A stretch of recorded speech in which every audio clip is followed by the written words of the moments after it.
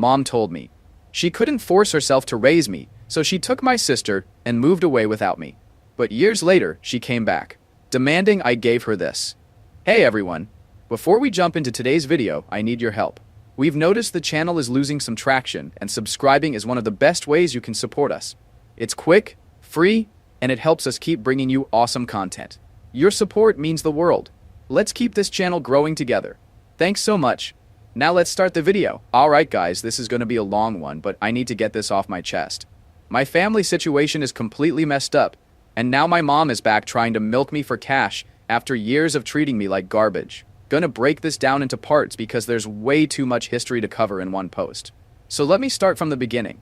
My mom always had this thing where she treated my sister Harper like she was made of gold, while I got treated like some kind of inconvenience. We're talking 2 kids total here, me, 28 male, and Harper, who's 3 years younger than me. From the time we were little kids, it was obvious who the favorite was, and it wasn't even close. Harper got everything. New clothes, toys, mom's complete attention. Me? Hand-me-downs and "we'll see about that" responses to everything. Mom would spend hours doing Harper's hair for school pictures, while I got "just comb it down Jackson." Harper got elaborate lunches with notes and hearts. I got peanut butter sandwiches, if I was lucky. Birthday parties for Harper were huge celebrations. Mine were forgotten half the time. School events were the worst. Harper played soccer and did dance. Mom was front row at everything taking pictures. I played soccer for 3 years, and she showed up maybe twice, sitting in the car on her phone the whole time. Everything I accomplished got 2 seconds of acknowledgement before conversation went back to whatever Harper was doing. My dad, Robert, tried to balance things out when he was around, but he worked construction and had health problems getting worse. High blood pressure, stress, the usual stuff that kills working guys early. When he was home, he'd actually pay attention to me and help with homework. But Mom barely looked at me unless I was in trouble. The excuses were always the same. Harper needs more help because she's younger, or Jackson is more independent. Yeah, I was independent because you forced me to be. 6-year-old me making breakfast wasn't advanced life skills, it was neglect. But here's where everything really went to hell. When I turned 12, Dad had a massive heart attack at work. Just dropped dead on a construction site. One day he's making bad jokes at dinner, next day he's gone forever. That was the end of any stability our house had. Mom completely fell apart. Couldn't handle being a single parent to 2 kids, especially when one of them looked exactly like the husband she just lost. Every time she looked at me, she saw Dad. Harper looked like Mom's side of the family, so she was safe. Me? I was just a daily reminder of what she'd lost. That's when Mom came up with her brilliant solution. She'd take Harper and move to Canada where her sister lived, and I'd go stay with Dad's sister, Patricia. The way she explained it made it sound temporary, just until I get back on my feet, and Patricia loves having you around anyway. But even at 12 years old, I could tell this was permanent. She was keeping the kid she wanted and dumping the one she didn't. Aunt Patricia saw right through it immediately. She told Mom exactly what she thought about abandoning your own son. But Mom had already made up her mind. Harper was crying because she'd miss me. But Mom was already mentally checked out, probably planning her fresh start with just her precious daughter. The day they left was brutal. Mom gave me this fake emotional goodbye with all the usual lies. "I'll call you every week, we'll visit soon, this is just temporary." We both knew none of that was true. She wanted a clean slate with Harper, and I was baggage she couldn't wait to dump. I remember standing in the driveway with Aunt Patricia watching their car disappear around the corner. 12 years old, and my own mother basically told me I wasn't worth taking with her. Harper was waving from the back window like we were going on some fun adventure, completely clueless that this was goodbye forever. Mom's logic was simple. Take the easy kid who reminded her of good times. Leave the difficult one who looked like her dead husband. Classic mom move right there. Can't deal with her own grief, so she just eliminates half the problem by abandoning one of her children. Aunt Patricia held me while I tried not to cry like a little kid. She was furious at Mom, but trying to stay calm for my sake. "That woman has lost her damn mind," she kept muttering. Patricia had no kids of her own, and suddenly she's stuck raising her dead brother's abandoned son because his wife couldn't handle reality. The house felt completely different after they left. All of Harper's stuff was gone. Mom's bedroom was empty. Just me and Patricia figuring out how to make this work. She tried to keep things normal, but how do you explain to a 12-year-old that his mom chose his sister over him? Honestly though, getting dumped with Patricia turned out to be the best thing that ever happened to me, even if it didn't feel like it at the time. Patricia was about 35 when she took me in. She worked as a nurse at the local hospital and had never been married or had kids of her own. Always said she was too busy with her career to settle down, But I think she just never found someone worth the hassle. She was tough as nails but had this soft spot for family that Mom never appreciated. The first few weeks were weird as hell. I kept waiting for Mom to call and say she changed her mind, that she was coming back to get me. Patricia would catch me staring at the phone or checking the mailbox for letters that never came. She never said anything directly, but I could tell she was pissed at Mom for what she'd done. The biggest change was how Patricia actually paid attention to what I was doing. She'd ask real questions about school, got me a tutor when I was behind in math, cooked actual meals instead of throwing whatever was easiest at me. She came to my soccer games and watched instead of sitting in the car on her phone. Basic parenting stuff that Mom never bothered with. But here's where things got really messed up with the phone calls from Canada. At first, Mom would call every couple weeks, and these conversations were painful as hell. She'd start with this fake, cheerful voice asking how I was doing, but you could tell she was just going through the motions. Like she had some kind of weekly reminder on her calendar to check on abandoned son. The worst part was listening to her go on and on about Harper's amazing new life. Harper made the soccer team at her new school. Harper got invited to 3 birthday parties this month. Harper's teacher says she's the smartest kid in her class. Every call was basically a highlight reel of my sister's Canadian adventure, while I'm sitting there like some kind of consolation prize. Harper would get on the phone sometimes, and these conversations were awkward as hell. What do you say to a sister you barely know anymore? She'd tell me about her new friends like I was supposed to be excited for her. We went to this awesome mall yesterday, and there's this restaurant that serves the best poutine. Cool, Harper. Glad you're living it up while Mom dumped me with a relative. Patricia would answer the phone sometimes when Mom called, and those conversations were ice cold. He's fine, he's doing well in school, yes, he's eating enough. Patricia never said anything directly mean, but you could tell she had zero respect for Mom after what she'd pulled. I'd hear her muttering under her breath after hanging up. That woman has some nerve checking in like she actually cares. The calls started getting further apart as months went by. Every couple weeks turned into once a month, then every few months. You could tell Mom was getting more comfortable with her new life, and I was becoming less of a priority. Harper would mention new friends, new activities, how much she loved her new school. Meanwhile, I'm basically an afterthought in my own family. The most insulting part was when Mom would ask Patricia how I was doing, instead of asking me directly, like I was some kind of pet she'd dropped off for boarding. Is Jackson eating well? Is he keeping his grades up? Questions she could have asked me if she actually wanted to maintain a relationship. Then Mom stopped calling completely. No explanation, no goodbye, just silence.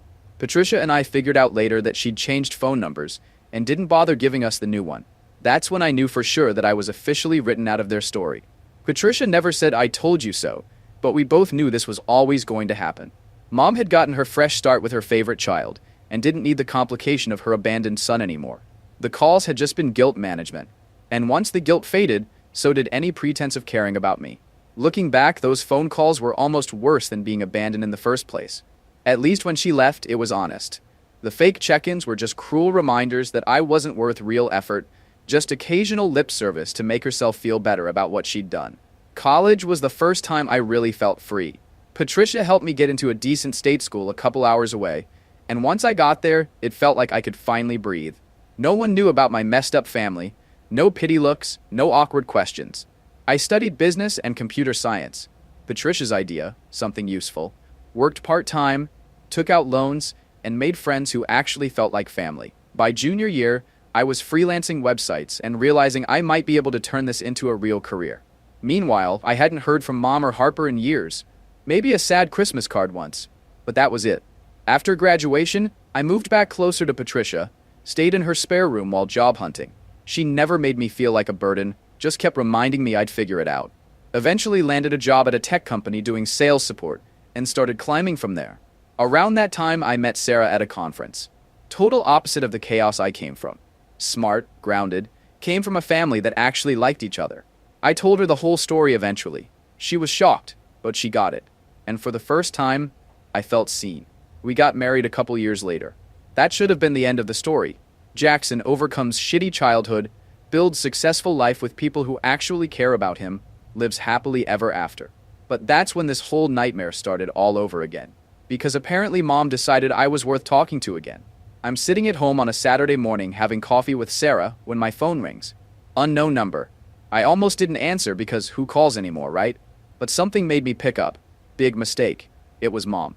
After years of complete silence, this woman just calls out of the blue like we talk every week. Jackson, it's Mom. Oh, honey, it's so good to hear your voice. How are you doing? The fake enthusiasm in her voice was nauseating.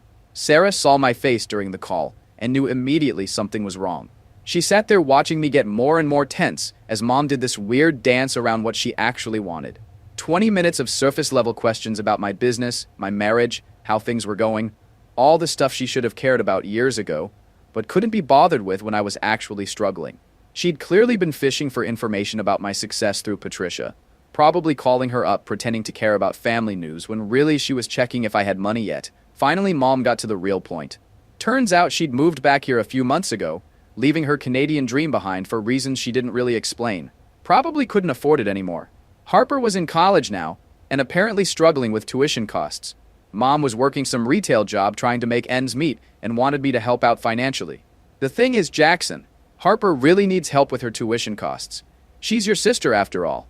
The number she threw out was insane. $15,000 a year for tuition. Harper had 2 years left. 30 grand total. This woman who hasn't spoken to me in years wanted me to drop $30,000 on a sister I barely know for college expenses that aren't my responsibility. She started laying on the guilt, thick immediately. Harper was family, I was doing so well, Dad would have wanted me to help my sister. All the classic manipulation tactics from someone who abandoned me the second things got difficult. Your father would have wanted you to help your sister, she said, playing the dead dad card. Really bringing out the big guns for this guilt trip.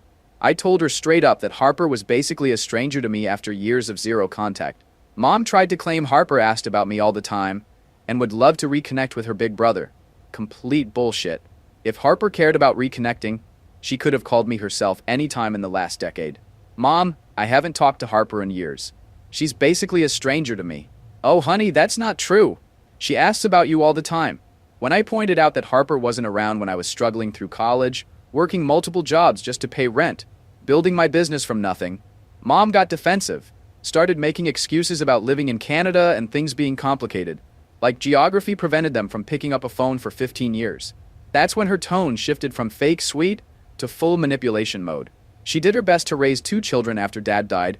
Maybe she made some mistakes, but Harper shouldn't suffer because of that. The classic narcissist move, making herself the victim while demanding I fix problems she created. The most insulting part was when she tried to take credit for my success. You turned out fine. Look how successful you are. Maybe things worked out for the best. This woman actually tried to spin abandoning me as some kind of master plan for my personal development. I shut that down real quick. I turned out fine because Patricia raised me, not because of anything Mom did. Sarah was watching this whole conversation unfold and getting pissed on my behalf. She knew the whole story about Mom abandoning me and could see exactly what was happening. Having her support made it easier to stay calm while Mom tried every guilt trip in the book. Mom brought up family loyalty, what Dad would have wanted, how Harper was innocent in all this.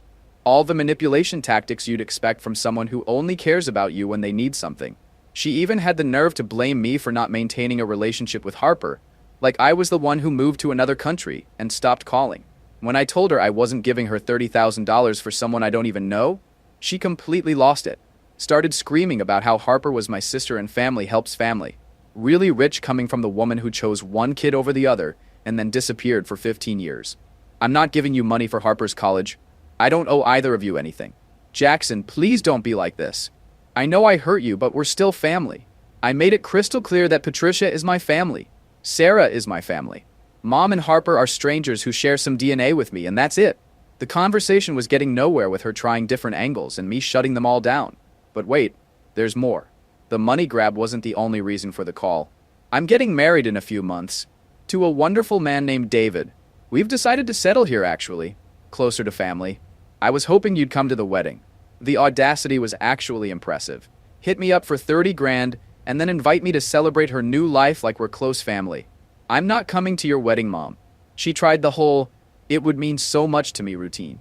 But I wasn't buying it. If having both her children at her wedding was so important, maybe she should have thought about that before choosing one child over the other 15 years ago. Sarah immediately hugged me after I hung up and said what we were both thinking. That woman has some serious nerve. $30,000 and a wedding invitation after abandoning me?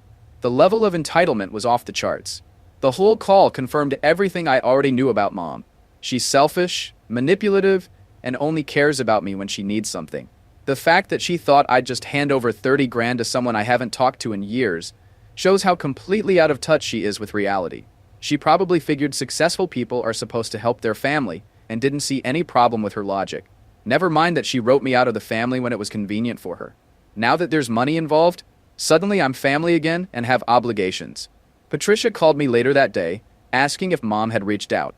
Turns out Mom had been pumping her for information about my business and financial situation for weeks before making the call. Patricia was furious that Mom was trying to use her as a source of intelligence for her money grab scheme. "That woman abandoned you and now she wants your money?" Patricia said. "The nerve of some people never ceases to amaze me." Sarah and I talked about it that night, and she was still shaking her head at the whole situation. She comes from a normal family where people actually care about each other, without ulterior motives, so Mom's behavior was shocking to her. But she was proud of me for standing my ground, and not falling for the guilt trip. I thought that would be the end of it. Mom tried her shot, got shut down. Hopefully she'd get the message and leave me alone. But I was wrong about that. This woman doesn't take no for an answer when there's money on the line. The phone call was just the opening move in what would become a full-scale campaign to guilt me into paying for Harper's college and attending her wedding. And it was about to get a lot worse. Because this woman doesn't understand the word no, especially when there's money involved. The call started coming every few days after that. Different times, different approaches, but always the same basic agenda. Money for Harper's college and attendance at her wedding. Mom had apparently decided that my initial rejection was just me being stubborn, and that enough persistence would wear me down eventually. Then Mom got creative. She started calling my business line during work hours, thinking maybe she could catch me off guard or embarrass me in front of clients. Had to explain to my assistant that if anyone claiming to be my mother called, she should take a message and not put the call through. Really professional, having to blacklist your own family from your workplace. The voicemails were something else. At first they were these long guilt trips about family responsibility, and how disappointed Dad would be if he could see me now. Then they escalated to straight-up demands. Mom telling me she expected the money for Harper's tuition by a certain date, and that she'd already told people I was coming to the wedding. The entitlement was unreal. This woman had convinced herself that I owed her these things, and was getting genuinely angry that I wasn't complying. Like I was some kind of rebellious employee instead of an adult man who didn't want anything to do with her. Patricia got dragged more into it. Mom started calling her, trying to get her to convince me to help out. Patricia shut that down immediately and told Mom exactly what she thought about the whole situation. According to Patricia, Mom tried to claim that she'd sacrificed so much for her children and deserved better treatment from me. That woman has completely lost touch with reality, Patricia told me after one of these calls. She actually tried to tell me that leaving you with me was some kind of gift to you, like she was doing you a favor by abandoning her own child. The manipulation tactics kept evolving too. Mom would call crying about how Harper was struggling and might have to drop out of college without help. Then she'd switch to anger about how selfish I was being. Then back to guilt about family obligations and what Dad would want. Sarah was getting fed up with the whole thing and suggested we just change our phone number. But I was stubborn about it. This was my number, my life, and I wasn't going to let Mom force me to change anything. Plus, I wanted her to waste her time and energy on calls that went nowhere. But here's where it got really pathetic. Mom started trying to get other family members involved in pressuring me. Distant relatives I barely knew started calling to mediate between us.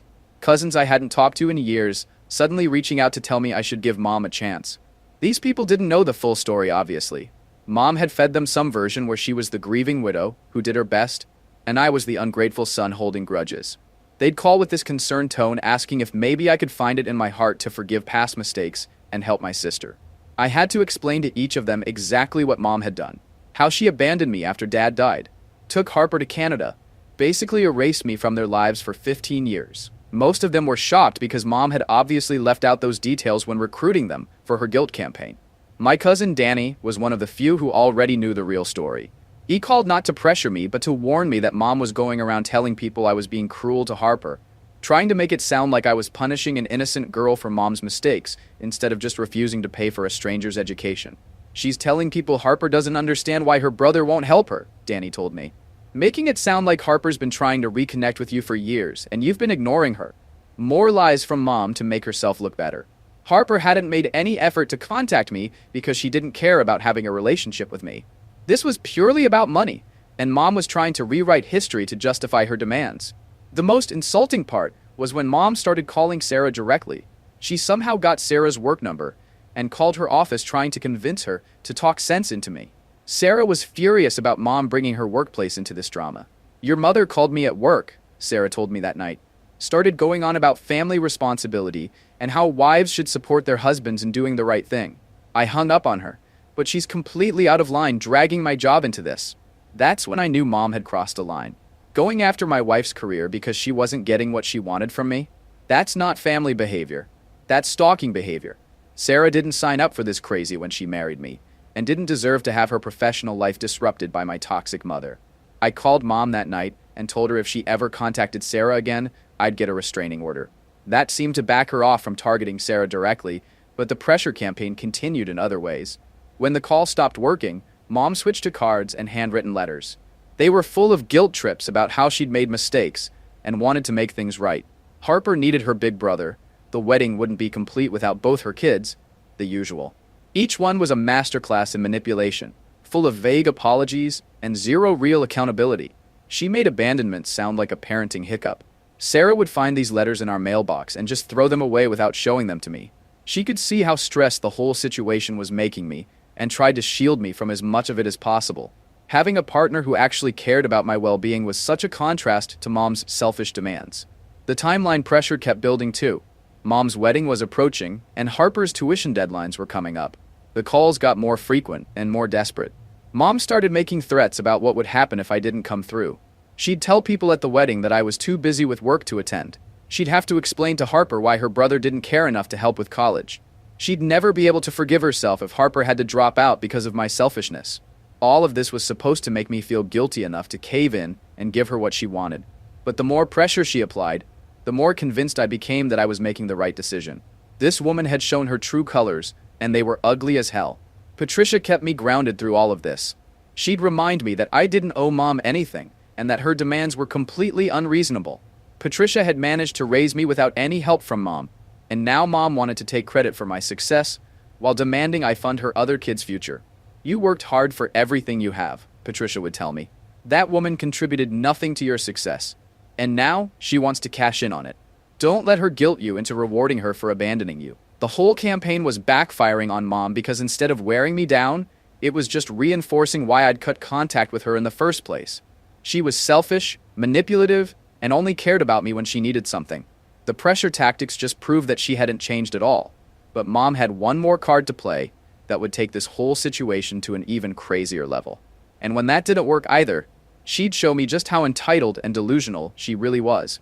After weeks of failed phone calls, guilt trips, and pressure campaigns, she decided to take things nuclear. If she couldn't manipulate me into compliance, she'd try to force me through public humiliation. Mom showed up at my house unannounced on a Saturday morning. Sarah and I were having breakfast when the doorbell rang. I looked through the peephole and there she was, standing on my front porch like she had every right to be there. First time I'd seen her face in person in over 15 years. Sarah saw the look on my face and knew immediately who it was. "Don't answer it," she said. "She has no right to show up here uninvited." But I was curious about what Mom thought she was going to accomplish by ambushing me at home. So I opened the door but didn't invite her in. Just stood there in the doorway looking at this woman who'd abandoned me and was now trying to guilt trip me into funding her life. She looked older, obviously, tired, like life hadn't been as easy in Canada as she'd hoped. But the entitlement in her eyes was the same. She started with this fake emotional approach about how she'd driven all the way to see me and just wanted to talk to her son. "Jackson, we need to discuss this situation like adults. Can I come in?" "No, you can't come in. You can say whatever you came to say from right there." That's when she dropped the act and got straight to her demands. Harper's tuition deadline was next week, and Mom needed the money transferred immediately. The wedding was in 3 weeks, and she'd already told people I was coming. I was embarrassing her by being difficult about simple family obligations. The audacity was breathtaking. This woman standing on my porch acting like I was the problem, for not immediately complying with her demands. Sarah came to the door behind me and Mom's whole demeanor changed. She tried to appeal to Sarah as a fellow woman, talking about family loyalty and how wives should encourage their husbands to do the right thing. Sarah wasn't having any of it. "You abandoned your 12-year-old son and now you want his money," Sarah said. "There's nothing right about that. You need to leave our property." That's when Mom lost it completely. Started screaming about how ungrateful I was, how she'd sacrificed everything for her children, how I was destroying Harper's future out of spite. The neighbors were starting to come outside to see what the commotion was about. She played every card she had left, said Dad would be ashamed of me, that I was betraying my family. that successful people have obligations to help their relatives. When none of that worked, she tried threats. Mom said she'd tell everyone at the wedding exactly what kind of son I was. She'd make sure Harper knew that her brother chose to let her drop out of college rather than help. She'd contact my business clients and tell them about my character. That last threat was the final straw for me. Threatening my business because I wouldn't fund her demands? This woman had officially lost her mind. "Get off my property right now or I'm calling the police," I told her. "You wouldn't dare call the police on your own mother." "Try me." I pulled out my phone and started dialing. Mom didn't back down like I expected. Instead, she doubled down on her threats, saying she wasn't leaving until I agreed to help Harper and come to the wedding, standing there on my porch like she owned the place. So I finished dialing 911. 911, what's your emergency? "I need police to remove someone from my property who's refusing to leave," I said, looking directly at Mom while I talked. Mom's face went white. She clearly didn't think I'd actually follow through. Started backing toward her car saying she was leaving, but the operator was already taking my information and said they'd send someone out. "Jackson, hang up the phone. I'm going. You don't need to involve the police." Too late for that. I gave the operator my address and explained that my estranged mother had shown up demanding money and was now trespassing after being told to leave. The whole thing felt surreal, but also satisfying as hell. Mom scrambled to her car and drove off before the cops arrived, but they still came by to take a report. Professional guys who understood the situation immediately when I explained the background. They said showing up at someone's house demanding money could be considered harassment, especially with the threats she'd made. One of the officers suggested filing for a restraining order if she contacted us again. Said they see this kind of family financial abuse more often than people think, and the law doesn't care if the person harassing you is related to you. Family or not, she doesn't have the right to show up at your house making demands and threats, the officer told me. Document everything in case you need to take legal action. After she left, Sarah and I just sat there for a while processing what had happened. This woman had driven to our house to demand money and threaten us when we refused. The level of entitlement was honestly impressive in how completely insane it was. "That woman is certifiably crazy," Sarah said. "Who shows up at someone's house demanding $30,000? Just when I thought she couldn't get more ridiculous, I got a certified letter in the mail.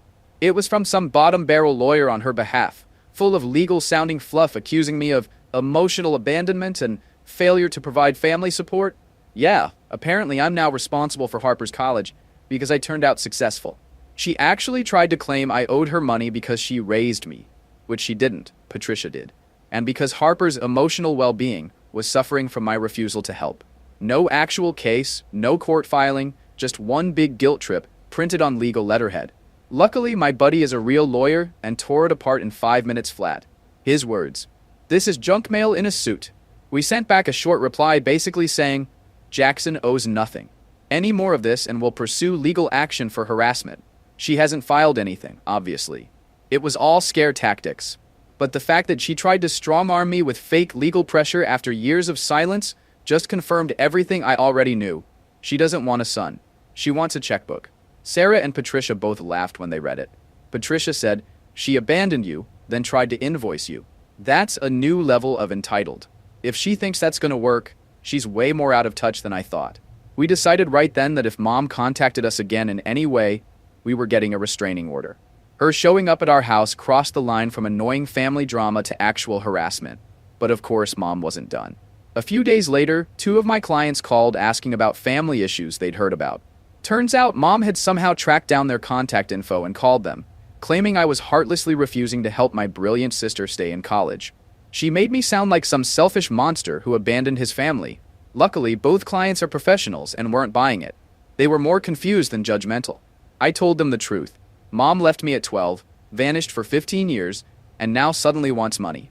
One of them said it best. "She wants you to pay for someone you haven't talked to in a decade? That's insane." That was the final straw for me and Sarah. She was done being harassed. I was done playing defense. We filed for a restraining order. Within a week, the order was approved. She's legally banned from contacting me, Sarah, or showing up at our home or work. If she tries anything else, she's getting hit with criminal charges. And honestly, that's the first time I felt actual peace since she came back into my life. The wedding came and went without me, obviously. Patricia told me later that Mom had called her the day before trying one last time to get me to attend. When Patricia told her I wasn't coming, Mom apparently broke down crying about how her special day was ruined. Good. Maybe having to explain to her new husband's family why neither of her sons attended her wedding gave her a taste of the consequences for her choices. Though knowing Mom, she probably just made up some story about us being difficult instead of admitting what she'd done. About a week after the wedding, Harper called me, first time in 5 years. She was crying, saying she didn't understand why I wouldn't help with college or what she did wrong. It was clear Mom had fed her a twisted version of events. Harper thought we'd had some sort of relationship this whole time, like I suddenly cut her off out of nowhere. I told her the truth. Harper was shocked. But Mom always talked about you, she said. She said she was proud of you. Yeah, more lies to keep up appearances. Harper, I'm sorry, but we're basically strangers. I can't fund college for someone I don't know just because we share DNA. She hung up crying. I haven't heard from her or Mom since. And honestly, that's something the two of them will have to sort out. Not my job to clean up Mom's mess.